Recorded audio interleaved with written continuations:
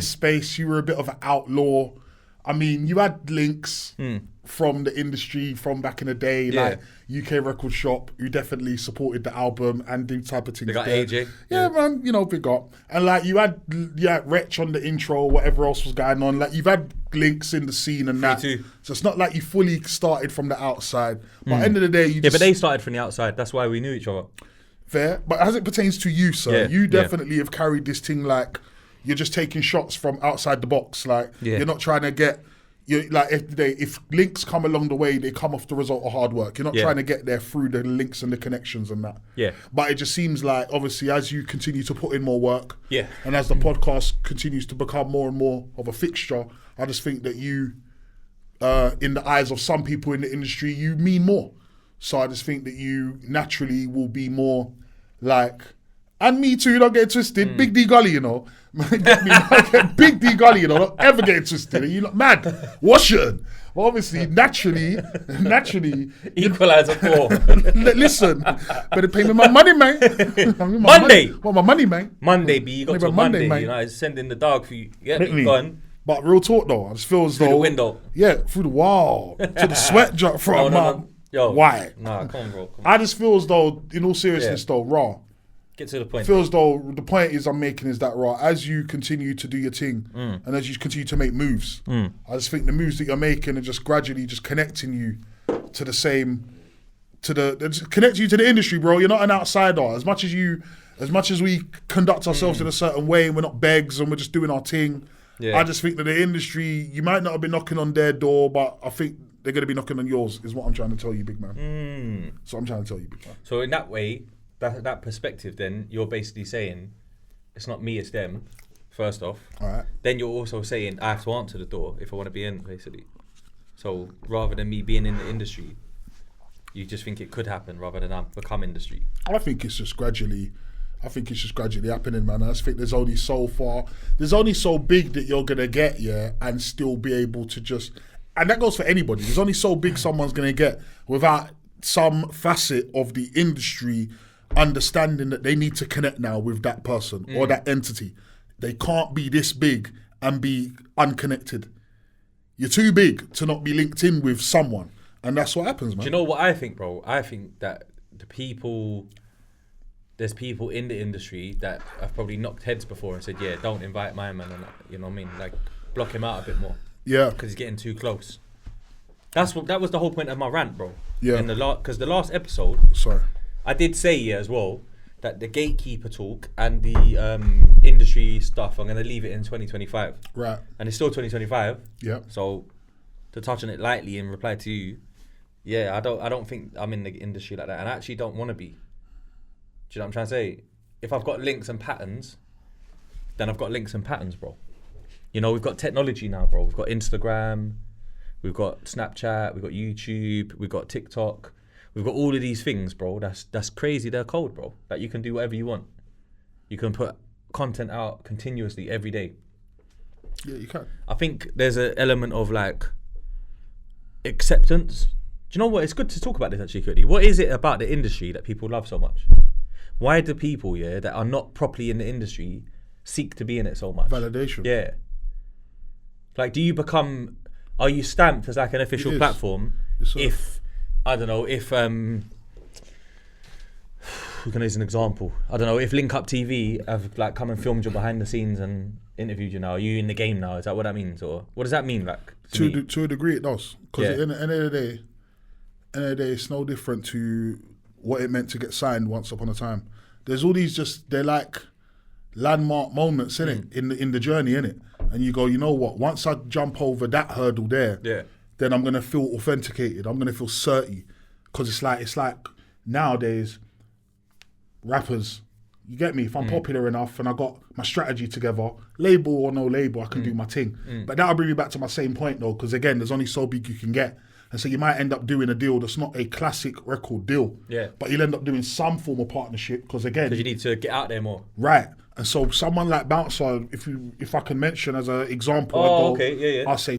Bouncer's got a big page. His page is growing day by day. Followers are going up day by day. Yeah. Slogans are becoming a part of the UK. Everything. You get me? All of that. Yep. and so with no links, he's not leaning on who his mates are. He's not leaning on what they've done in the music thing. He's just doing what he's doing, and his page is becoming, and his whole presence is becoming official, right? Without the cosign. However, as it stands right now, GRM Daily right now, big 4-point-something million or whatever they got subs, right? Yeah.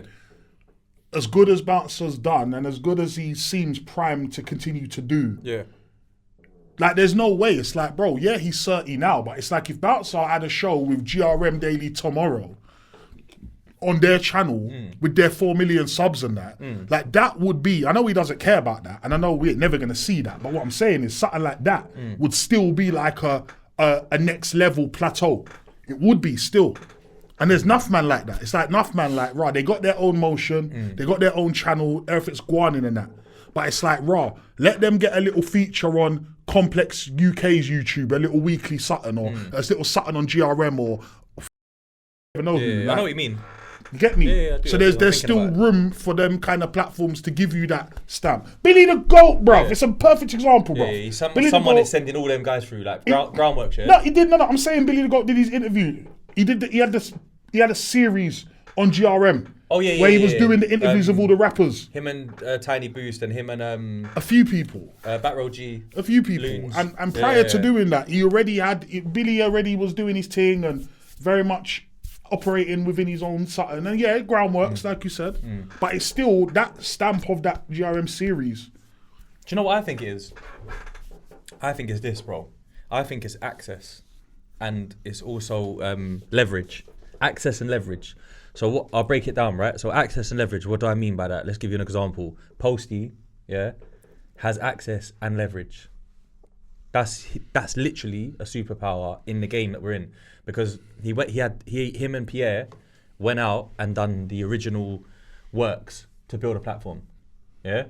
So they're like, cool, let's go build this thing. We like world style hip hop. We need our version, whatever it is they build. Fast forward years later, it elevates to a different level, bro. Like some platforms, they didn't elevate as far as that in terms of like stature, notoriety, and that. You had moments where Link Up TV's always been in the mix. Do you know what I'm saying? But then you got like Mixtape Madness that's still they never had the Drake freestyle. They never had the there's still, you know what I'm trying to say? There's moments that separate some of these things, right? Yeah. Now, boom, access and leverage. What do I mean? Phone book, relationships, and what your word means. All of those things equal yes, more time. And what do I mean by yes? Let's say I saw Asco at the gala. Good example, I think, actually. I saw Asco at the gala. Yo, dog, big up, love, Red to Tear, album's dope. Safe, I got a podcast, I know, I seen it. Come through. I don't really do too much interview and that, you get it, but if I do, I shout you. Fair. Asco is Posty. We've done a lot of things together, and my word is steered you the right way this far. My marketing brain is on point. Thoughts in the Kali needs to be done though with you, bro, because it's that time.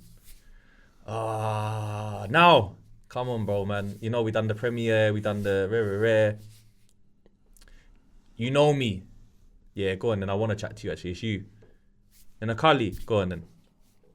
See what I'm saying? And by the way, no discredit to anyone for having the access and leverage, but that's a good example of access leverage, right? So I think what it is you build up who you are, your brand. You build up your network. You always stay true to who you are and of your word, which a lot of people haven't in the game, and that's why they've fizzed out as well. And then I believe from there, you have like the ability to like pull certain strings and make things happen, basically. That's what I think. I personally have no like I've been invited to a few events, respectfully, I've been like, say for the invite, man, I'll let you know if I'm about. And I'm just not. Do you know what I'm saying? Fair. Like when the gala thing popped up, come on, man, let's show out, man. We deserved that. We worked hard this year. This is what I'm saying, though. But like, every other week, I can't do it, bro. I'm sorry, man. I'm not really industry, bro. Like, I'm more KaySlay. You know, do you remember the KaySlay album? The first one, Street Sweeper, the official album where it had Papoose Alphabetical Slaughter on it and that. I do actually remember that, yeah. On the intro, that's man. He's like, I'm a brother from the streets, who's in the streets, and the industry, but I'm in the streets, in the street. I'm in the streets, not in the street. You know what I'm trying to say? So he was the guy that was like, Friday night, he had the access and leverage. So he could get all of the mad freestyles, the production, he could get all of the big freestyles, and he could do it for the jail man them, you know, the lock-in thing on Friday where the cell doors go on the radio. He had the same kind of thing that like a Clue and a MV had. Like, I felt KaySlay more than MV. Pause, like, much better. Like, he's a much better, like, raw street DJ to me. Better mixtapes, better content and that. So I feel like I always look at that, the model of New York, bro, where I used to be out there so much. I learned so much out there, bro. I'm going to say Posty, it was good when he had a stage where he was kind of in a, it didn't last long, but he had a stage where he was looking like kind of DJ Khaled-y. People say Diddy-ish, like, you know, post Diddy and stuff. Yeah, but that was where part of this problem come from, because putting together the songs and stuff like that, that was pretty cool. Like putting together. Yeah. Like Askolowski scraps. Yeah. You know, Avellino. Yeah. Big tunes though. Yeah. He had some big moments still. He could. So but even that's what I'm saying. Look at the KaySlay model though, bro. Like, that's sick, bro. I mean the idea straight of stunting. The idea of like connected DJ / producer with model agency, magazine relationship. It's like the idea that you can pull people together and create some real bangers. Yeah. I would have expected more. He put bare people from on though. Thing definitely could do it. Who?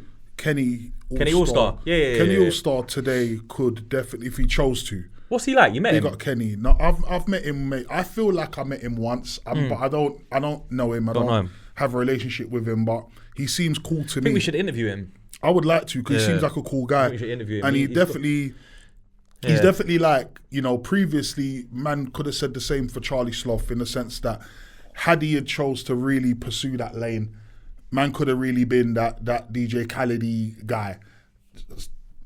Kenny All-Star could definitely definitely do that. But why are you using Khaled as an example? Because I think Khaled's got different nuances that not everyone likes. Bro. No, fair enough. But I think the example, Khaled weren't the first. I remember DJ Drama. I remember various man who had that same formula of, I can put together all different artists, bring them together on songs. We could put out a real big body of work. But Khaled. No, I'm just going to say he's had the most, but no one's had more success with that formula than Khaled though. Yeah, That's why Khaled's definitely like I get what you mean. I'm not saying without I know what you mean, without the KaySlays and that, they don't do that, but because they've seen in people's people might not in their personal opinion think that Khaled does it the best as a fan of music, but at the end of the day, branding and that and marketing, he's a genius. It's like if you say the DJ Khaled formula, you know. But Kenny. But you know what I was going to say,